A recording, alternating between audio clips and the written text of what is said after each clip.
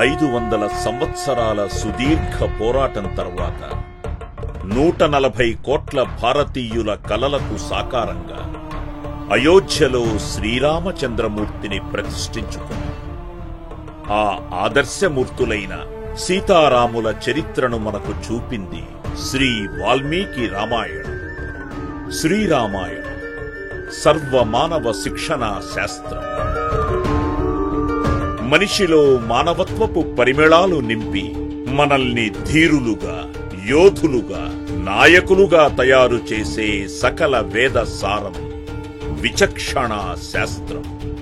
మనిషి మనిషిగా బ్రతికితే దేవుడు కంటే గొప్ప అని రుజువు చేసిన సర్వశాస్త్ర శాసనం. కంటికి కనిపించే ప్రపంచమే సత్యమని, విశృంఖల జీవన విధానమే లక్ష్యమని, స్వార్థమే మార్గమని ఉరకలు వేస్తున్న నేటి సమాజానికి మర్యాదను నేర్పే మర్యాద పురుషోత్తముని చరిత్ర.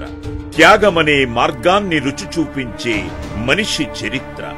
ధర్మమే మానవ జీవిత లక్ష్యమని మన ముందు నిలిచిన అద్దం, ఆదర్శం శ్రీరామాయణం. ఈ రామాయణాన్ని వందల వేల లక్షల మంది కీర్తించారు. కానీ వీటన్నిటికీ మూలం వాల్మీకి రామాయణం.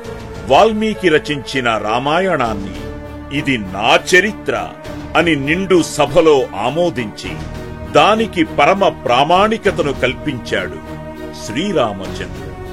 అయితే కాలక్రమేణా ఎందరో వారి భక్తికి ప్రతిరూపంగా, అనుభూతికి నిదర్శనంగా, వారి అనుభవాలను పొందుపరుస్తూ ఎన్నో రామాయణాలు రాశారు, సద్విమర్శ చేశారు.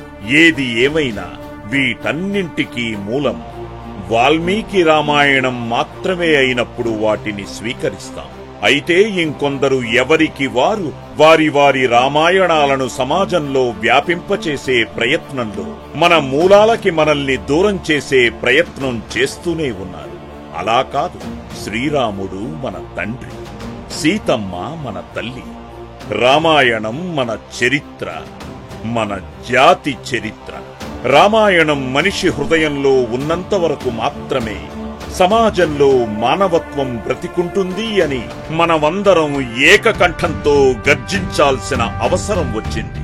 ప్రపంచ చరిత్రలో ఎన్నడూ కనీ విని ఎరుగని రీతిలో రామాయణంలో వివిధ కోణాలను ఆవిష్కరిస్తూ, రామాయణంపై విమర్శలకు ధీటుగా సమాధానమిస్తూ, ఘాటుగా స్పందిస్తూ, సూటిగా ప్రశ్నిస్తూ వాల్మీకి రామాయణాన్ని మన చరిత్రగా, ఆచరణాత్మక శాస్త్రంగా ఆవిష్కరించే ప్రయత్నమే ఈ శ్రీరామాయణ శంఖారావం.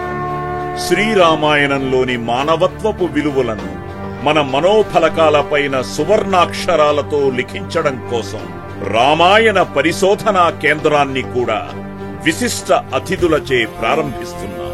సమాజంలో శ్రీరామమూర్తిని, శ్రీరామాయణ స్ఫూర్తిని నింపే ఉద్యమానికి మీ అందరినీ ఆహ్వానిస్తూ విజయనగర రామనారాయణంలో 60 అడుగుల అభయాంజనేయుడు పూరిస్తున్నదే ఈ శ్రీరామాయణ శంఖారావం.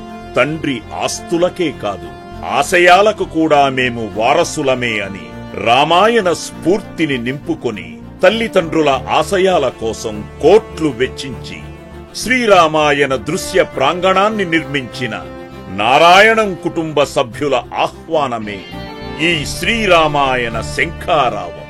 రండి, ఇదే మీ అందరికీ ఆహ్వానం. సెప్టెంబర్ 27, 28, 29వ తేదీలలో మన విజయనగరంలోని శ్రీరామనారాయణ ప్రాంగణంలో ఈ శ్రీరామాయణ శంఖారావాన్ని పూరిద్దాం. మన జాతి ఖ్యాతిని చాటుదాం. జై శ్రీరామ్.